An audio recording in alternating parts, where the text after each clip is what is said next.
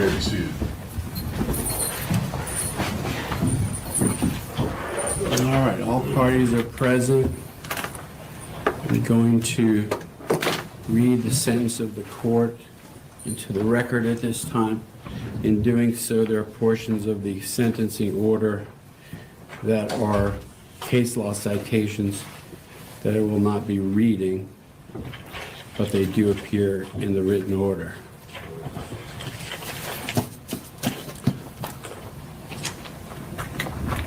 Police found the body of 23-year-old Tanya Wise face down in a culvert ditch on the side of the road in a remote rural area of St. Lucie County.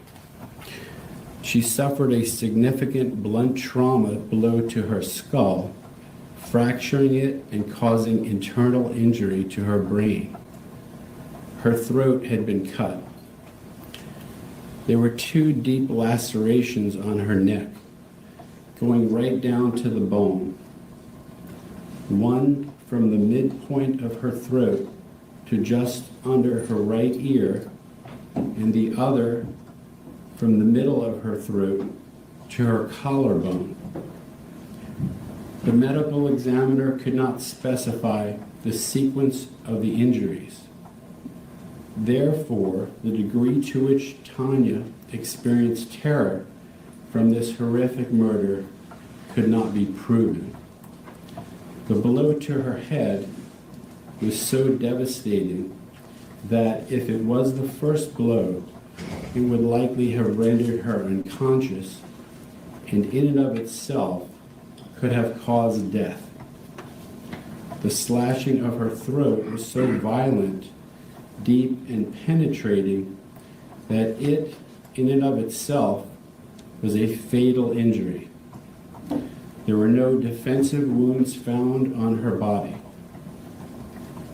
Tanya was in the very late stages of pregnancy of a baby boy whom she was going to name Josiah. DNA analysis proved the defendant to be the boy's father. As a result of her murder, the baby also passed. The defendant, a man in his 40s, plotted and planned her murder for days.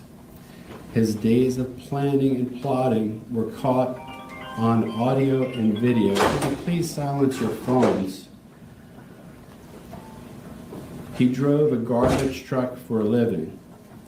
The trucking company had installed recording devices in all of its trucks for liability purposes. His working companion on the truck was his nephew, Eric Alvarado. As reflected on the recordings, he told his nephew that Tanya Wise was going to destroy his life by exposing their illicit affair and the resulting pregnancy to the defendant's wife.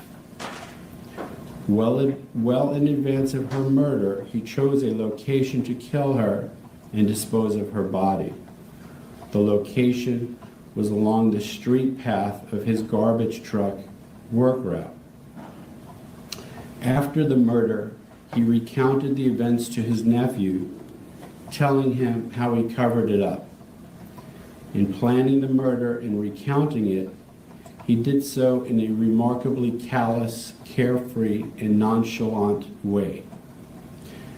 When police later interviewed him, he feigned surprise to hear of her murder.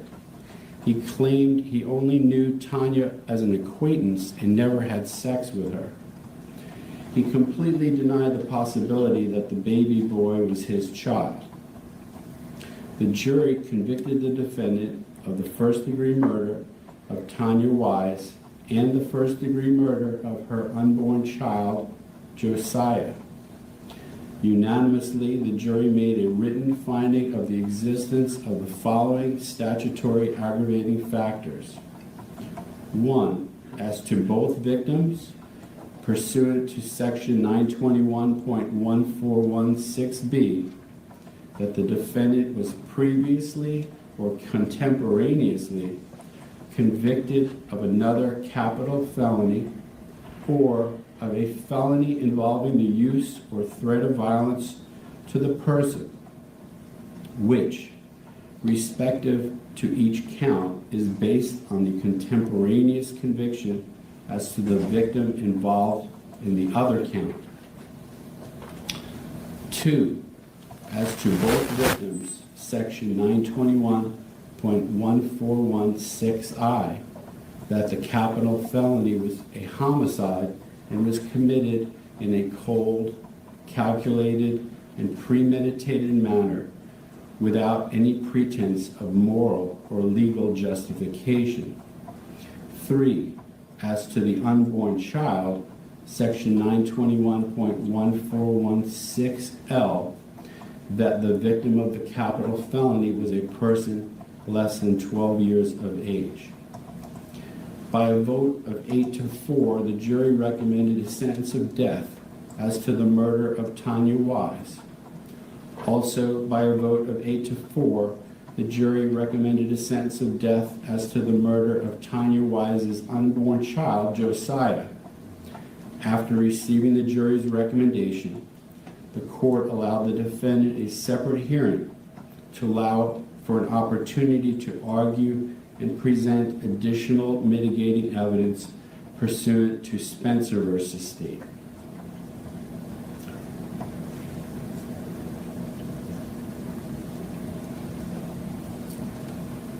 Weighing of aggravating factors as to the murder of Tanya Wise. Pursuant to Section 921.141(6)b, the defendant was previously convicted of another capital felony for or threat of violence to the person, which, respective to each count, is based on the contemporaneous conviction as to the victim involved in the other count. This aggravating factor was established as a matter of law as to each victim by virtue of the jury's convictions for 2 capital murders. Violent felonies committed contemporaneously with a capital crime can qualify under the prior violent felony aggravator, whereas here, the criminal episode involved multiple victims. The prior violent felony conviction aggravator is one of the most weighty in Florida's sentencing scheme.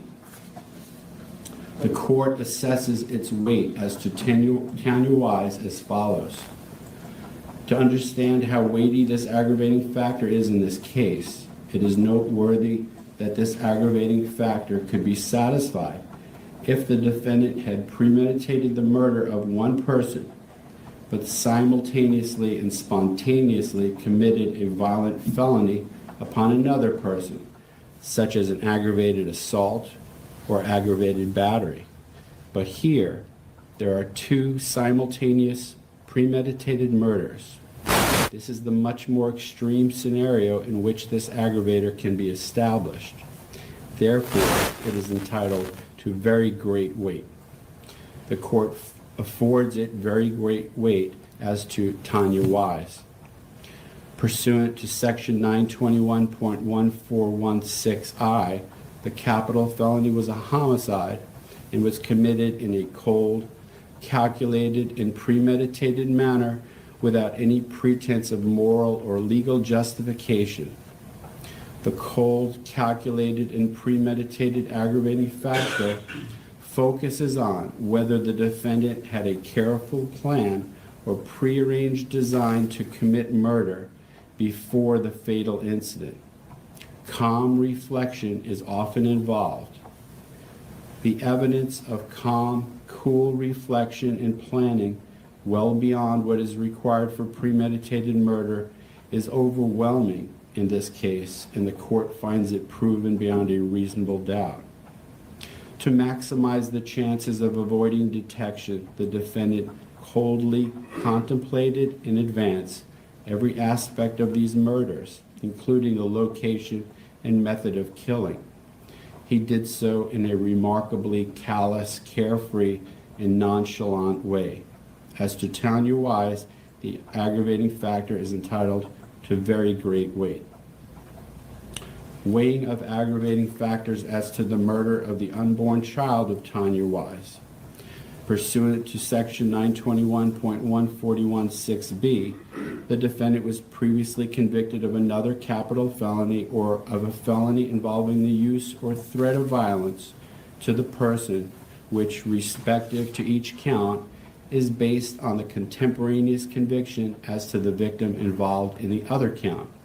As to the unborn child, the court's analysis of the weight of this aggravating factor is the same as to the murder of Tanya Wise.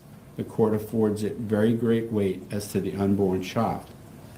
Section 921.1416I, the capital felony was a homicide and was committed in a cold, calculated, and premeditated manner without any pretense of moral or legal justification.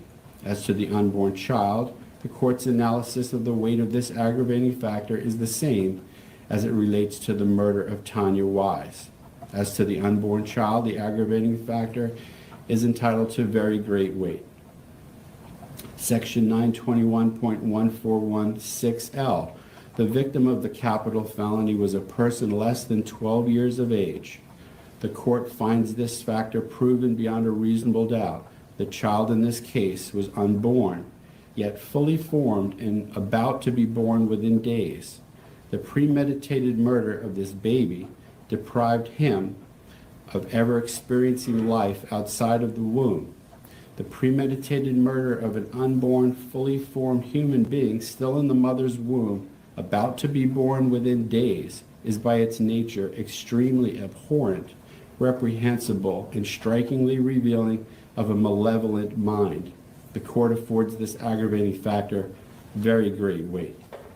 Findings regarding mitigating factors reasonably established in ways to properly carry out its important duty and to allow for meaningful appellate review, this court must expressly evaluate herein each statutory and non-statutory mitigating circumstance. In addition to the mitigation presented to the jury, the court has also considered any suggested mitigation from the Spencer hearing. Any proposed mitigation, whether statutory or non-statutory, must be reasonably established by the greater weight of the evidence. If a statutorily listed mitigating circumstance is supported by the evidence, it must then be weighed as to its significance. Unlike statutory mitigation, the court must first determine if proven non-statutory suggested mitigating circumstances are truly mitigating in nature. Once truly mitigating non-statutory mitigation is established by the greater weight of the evidence, the court must weigh it. It is within the sentencing judge's discretion to determine the relative weight given to each established mitigator. Because of the overlapping and related nature of many of the mitigators, the court has grouped some of them to ease and clarify the analysis. The court has still individually contemplated and considered the nuances of each of the suggestions in weighing them. The court has carefully applied its reasoned judgment in this regard. Statutory mitigating factors. Considered statutorily listed mitigating factor. The defendant has no significant history of prior criminal activity, and considered related non-statutory mitigating factor.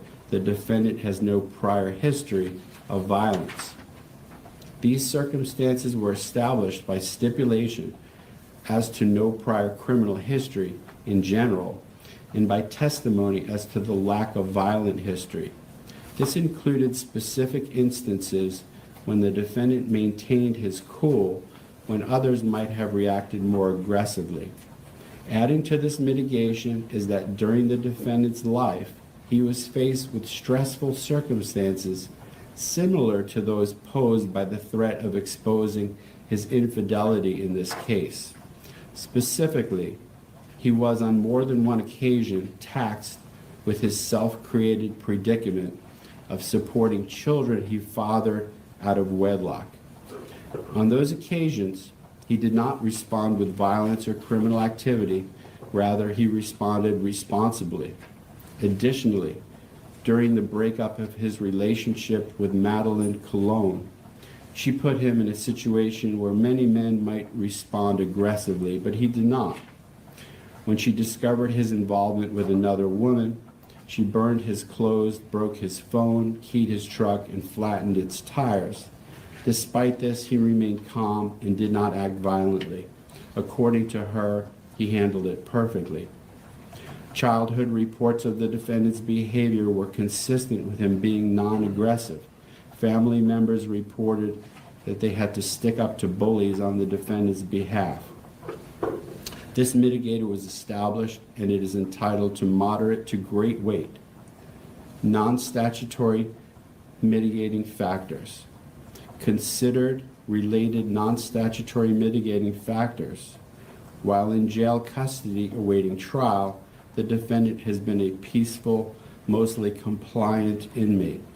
The defendant can positively contribute to society as an inmate worker if sentenced to life in prison without parole. The defendant has demonstrated exemplary jail-prison behavior. The defendant will be required to work 60 hours per week in general population at the Florida Department of Corrections if sentenced to life without the possibility of parole, and he would adjust well in that general population setting. He would likely contribute to the prison system. The defendant poses no danger to prison, jail staff, or inmates. The defendant will be completely incapacitated and pose no danger to the community with a sentence of life without the possibility of parole. As listed by the defense, the defendant, quote, can be redeemed, unquote, which the court takes to mean that he would prove to be a good inmate. Since his arrest in 2018 for these murders, while in the county jail, the defendant has only committed 3 disciplinary violations, and they were all minor and virtually insignificant in nature.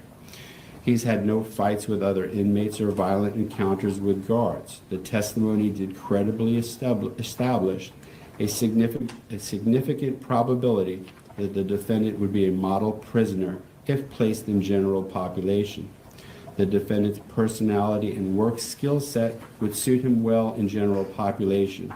The court finds these mitigators to be proven and affords them moderate weight. Considered non-statutory mitigating factor. During a previous romantic relationship with Lucinda Cook, the defendant acted like a gentleman and was nonviolent in the face of instigating behavior by Ms. Cook. Ms. Cook was a gas station attendant and the mother of 3 young children when she started dating the defendant approximately 10 years before the murders. They dated for a year and then lived together for a short time. When she met the defendant, she had just come out of an abusive relationship and as a result was impatient and verbally abusive to the defendant. There came a time when she decided to end her relationship with the defendant for reasons unknown to the court. During the term of their relationship, she described the defendant as acting gentlemanly to her and her children. Her children were fond of him.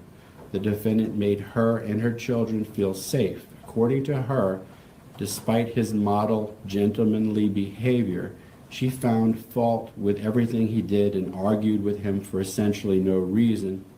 She described that during their time together, it was common for other women with whom he was also romantically involved to come around her and cause problems. She went out of her way to emphasize that this was no fault of the defendant. When she decided it was time for him to leave their relationship and presumably their domicile, she pushed and damaged his fancy motorcycle and spat in his face. Despite her aggravating behavior, he never argued, got mad, or did anything to retaliate. She never saw him act violently, even though he was apparently employed at that time as a club bouncer. To the contrary, rather than describe him as violent or ill-tempered, she described him as behaving, quote, like a clown, unquote. She never saw him angry enough, quote, to do something, unquote.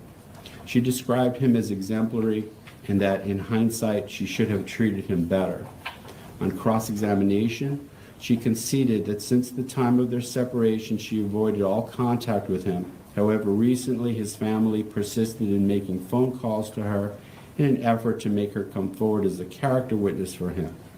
Her first contact with the defendant after their separation was approximately a month prior to trial. The court's conclusion regarding this witness and what her testimony establishes is as follows. Her overall credibility is low. The court believes she exaggerated the truth. However, there is enough truth in her testimony such that she established this mitigating factor. The weight of the mitigating factor is reflective of the source that established it, her testimony. Therefore, the court affords it moderate weight. Considered non-statutory mitigating factor. The defendant was abandoned by his father as a child.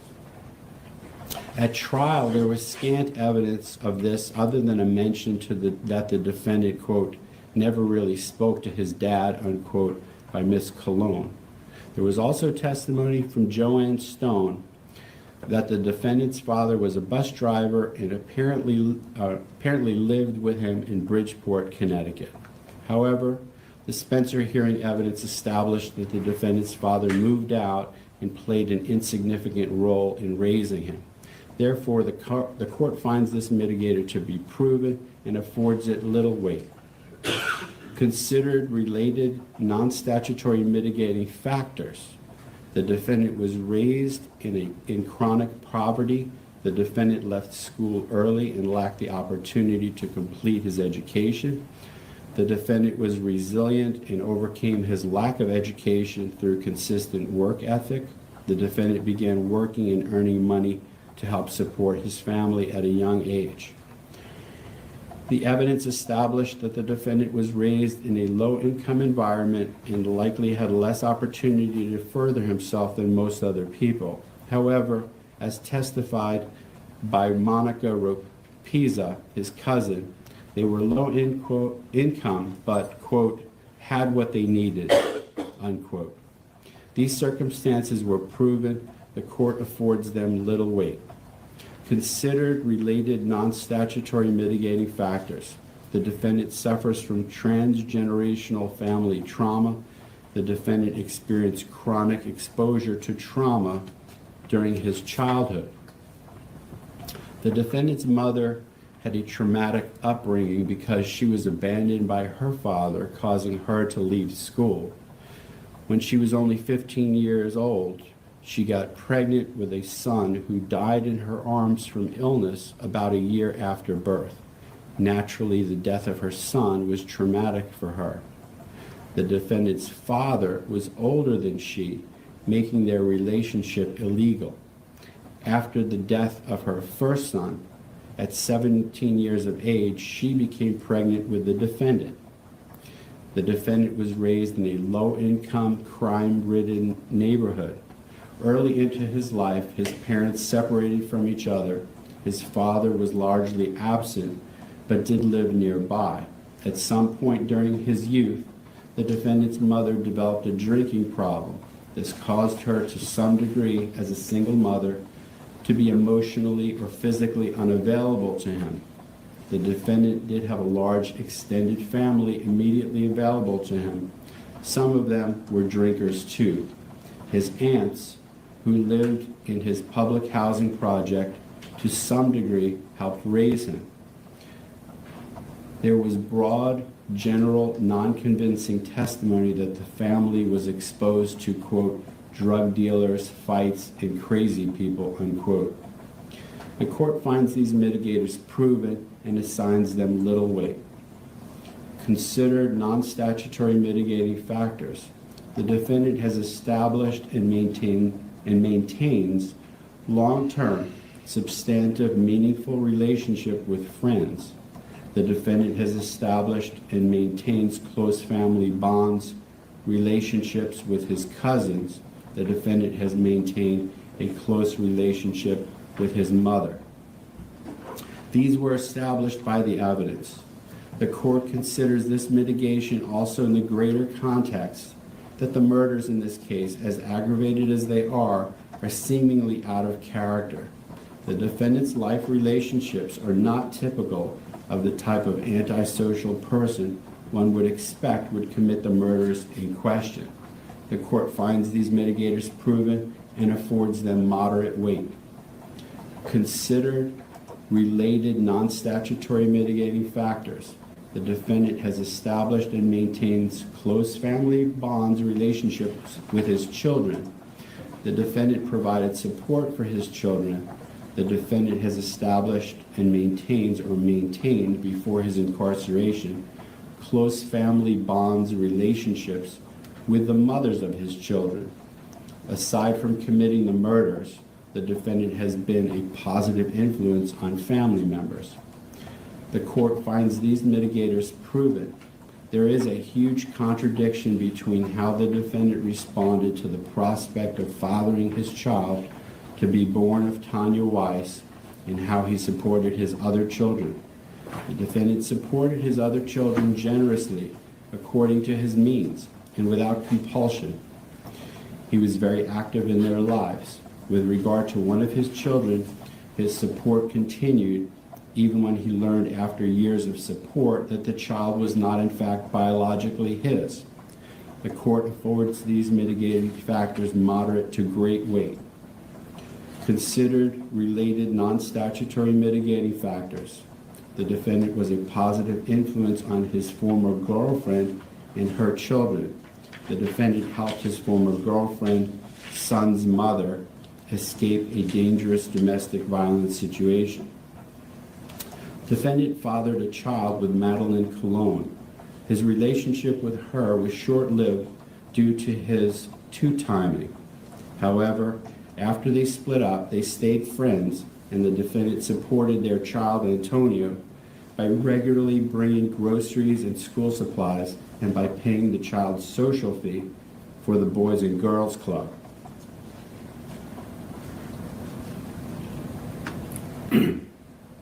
Madeline had just come out of a violent domestic relationship. The defendant's calm presence assisted her in transitioning from the trauma of her prior situation. He made her and her son feel secure. The court finds these mitigators to be proven and affords them moderate weight. Considered non-statutory mitigating factor. The indirect effect of racism against Puerto Rican Americans on the defendant. The existence of racism of this nature, no doubt at some point in his life, filtered down to the defendant. However, there were no direct instances of discrimination or racist behavior directly pointed at the defendant. The court finds this to be proven and affords it very little weight. Considered related non-statutory mitigating factors. The defendant has always been a hard worker in manual labor fields such as furniture delivery and security work. The defendant has always been self-supporting, not a drain on society. There was scant evidence of the exact nature of the defendant's jobs over the years. However, the record is overall consistent with him being a hard-working, contributing member of society. The court finds these circumstances to be proven and affords them little weight. Considered non-statutory mitigating factor. The defendant escaped a high-crime, high-poverty area, independently moving to Florida when he was just 15 or 16 years old. The defendant exhibited resiliency in overcoming early life challenges.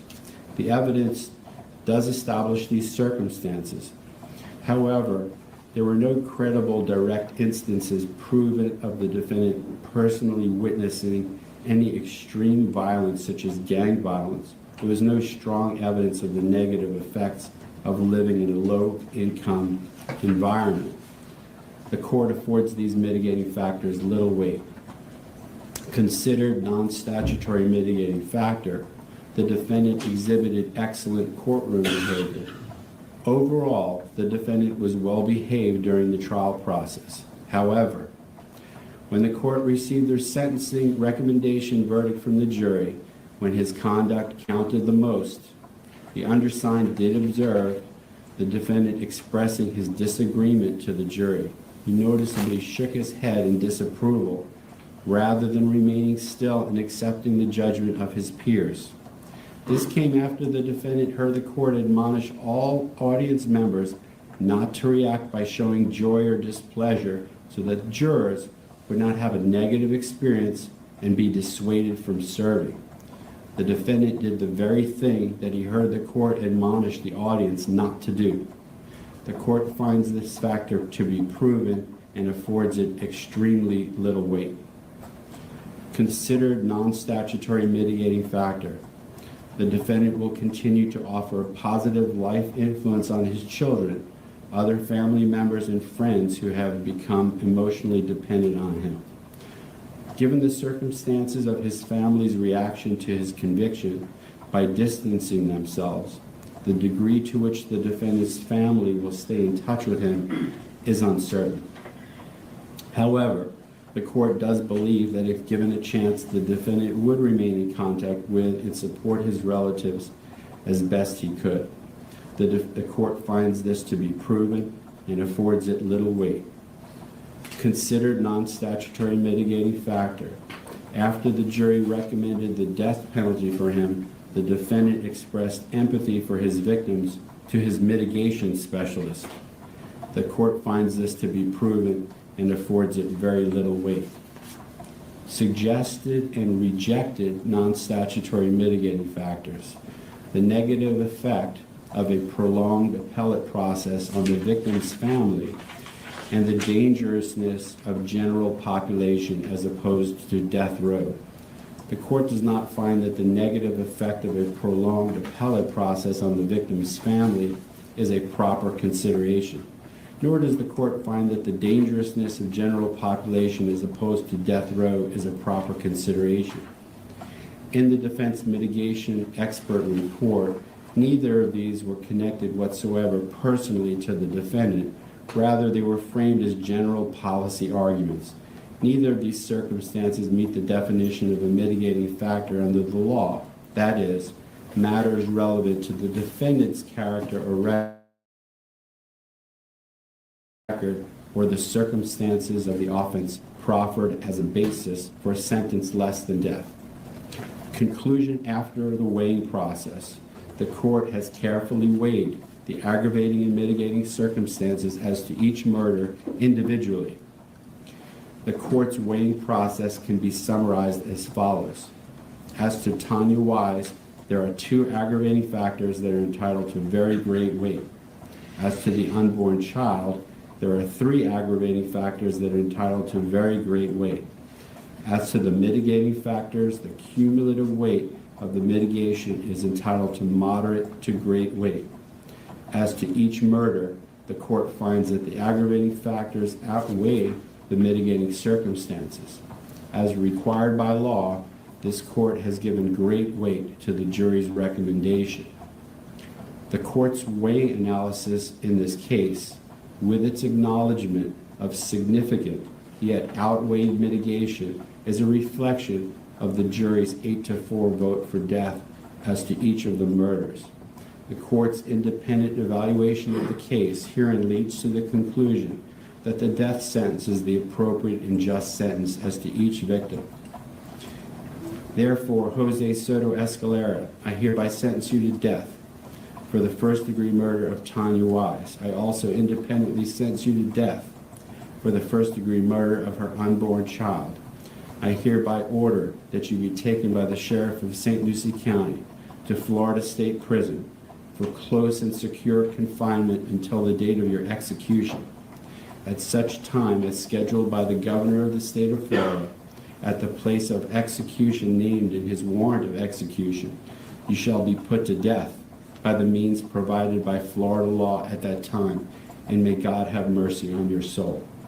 You are hereby notified that the sentence of death is subject to automatic review by the Supreme Court of Florida. The court finds you continue to be indigent and hereby appoints the office of the public defender to represent you on appeal. And that is the sentence of the court, and that will end this case. Thank you all.